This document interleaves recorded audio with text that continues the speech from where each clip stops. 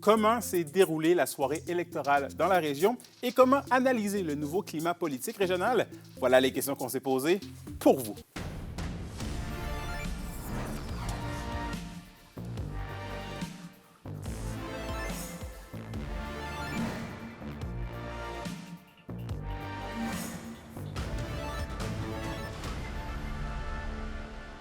Ici Anthony Dallaire et voici vos informations.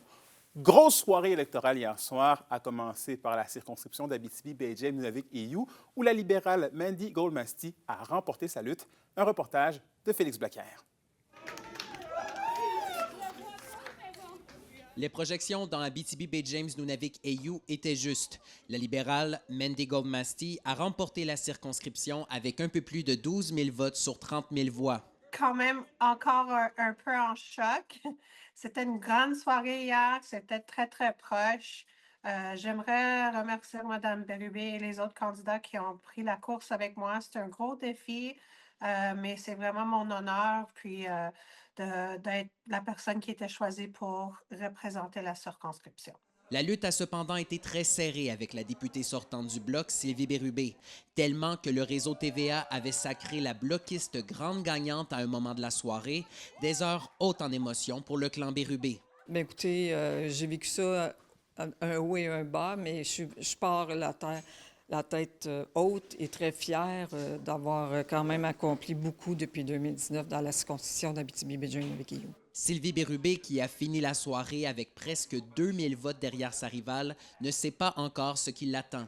Je vais essayer de dormir, je vais réfléchir et la vie va s'en charger. Donc, mais ma fierté est là, puis je remercie tous les bénévoles qui ont travaillé pour moi. Le conservateur Steve Corriveau est arrivé troisième avec 22 % des votes. Il reste optimiste en constatant la proportion des voix conservatrices dans le secteur, mais il espérait mieux de la performance du parti à l'échelle nationale. Un peu sous le choc, honnêtement, de voir que même mon chef n'a pas été élu. Ça fresse parce qu'il a tellement mis d'efforts, il a tellement parcouru le Canada au complet. Tu sais, moi, j'ai parcouru une bonne partie du comté, mais lui, le pays au complet. Puis là, tu te retrouves comme ça. Tai Higashiara du NPD a récolté 2 % du suffrage et le parti n'a pas donné suite à nos demandes.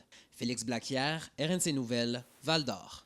Et du côté de la circonscription d'Abitibi-Témiscamingue, le bloquiste Sébastien Lemire récidive et remporte un troisième mandat consécutif. Alexandre Cabana a préparé ce qui suit.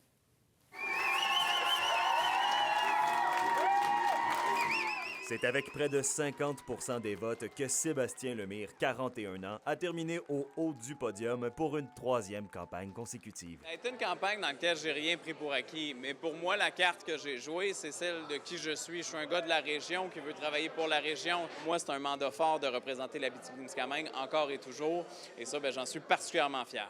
Un résultat au-delà des attentes du candidat du Bloc québécois qui a mentionné avoir fait campagne avec un vent de face.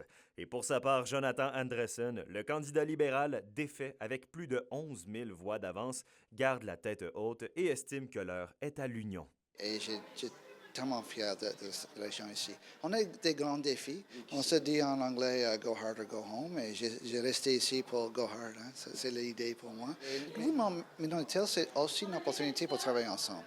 Les politiques maintenant sont très divisées et on a besoin de travailler ensemble. On n'a pas besoin de tous les jours d'accord avec toutes les autres. On doit travailler ensemble. Une soirée électorale qui aura finalement mobilisé les électeurs. C'est un taux de participation de plus de 60 % pour ce qui est de la circonscription d'Abitibi-Témiscamingue.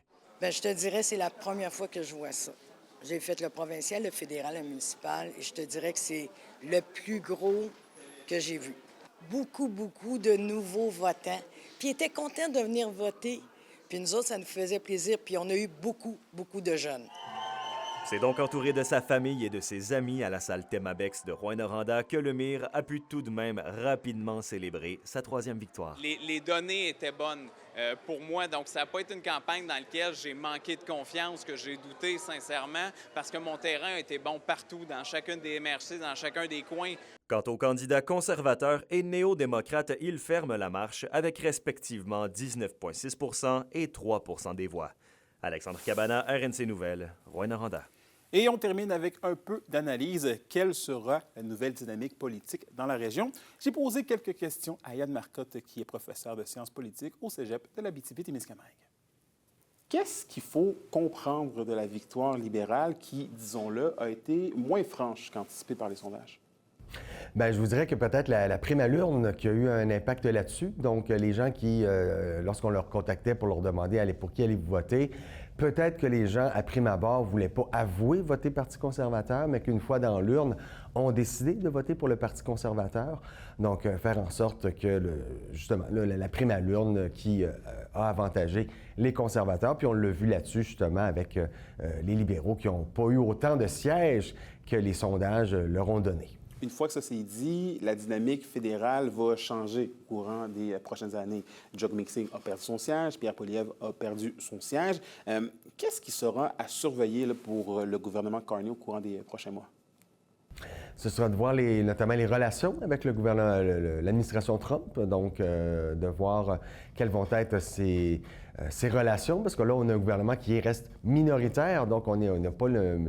Carney n'a pas la majorité, n'a pas les coups des franches nécessairement pour vouloir appliquer toutes ces politiques pour répliquer à Donald Trump. Donc, il n'y aura pas le choix de faire des alliances. On sait que le Bloc est prêt à appuyer le Parti libéral là-dessus. Donc, ce sera de voir quelle est la marge de manœuvre ou quelles sont les promesses que M. Carney veut faire avancer, mais c'est certain qu'il n'y aura pas les coups des franges pour faire ce qu'il veut prochainement. En région, on est passé de 2 députés bloquistes à 1 bloquiste et 1 libérale.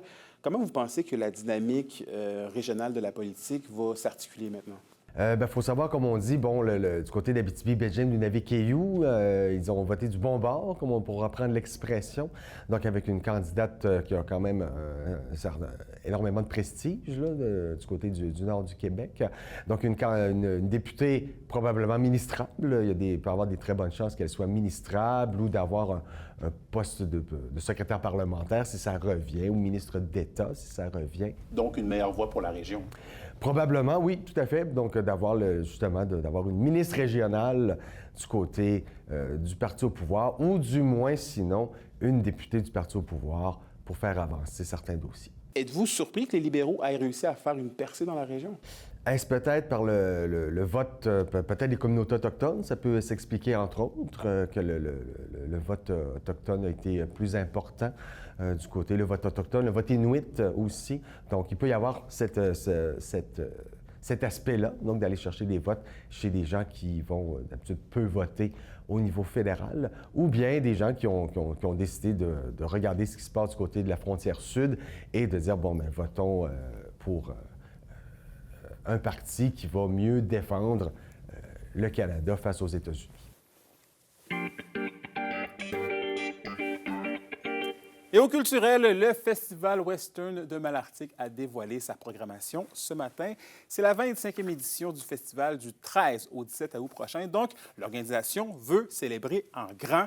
Les classiques comme les rideaux professionnels seront de retour. Du côté des spectacles en soirée au courant du festival, vous pourrez voir Guylaine Tanguay, Sarah Dufour, Decide Up et Justin Legacy fouler les planches du Festival Western.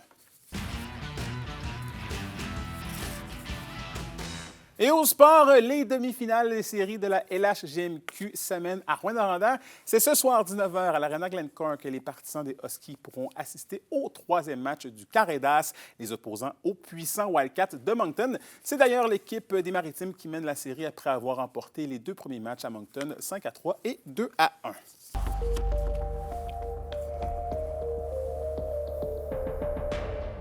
Et à la météo de l'Abitibi-Témiscamingue pour ce soir et cette nuit, une alerte de pluie verglaçante est en vigueur pour l'Abitibi, alors que de violents orages sont prévus pour le Témiscamingue. Minimum de moins 8 degrés Celsius pour l'Abitibi et de moins 5 degrés Celsius pour le Témiscamingue. Et pour la journée de demain, le ciel sera dégagé avec des maximums de 7 degrés Celsius. Et voilà, c'était vos informations régionales. Merci encore une fois d'avoir été des nôtres. Nous, on se dit bien évidemment à demain pour la suite des choses. D'ici là, prenez soin de vous.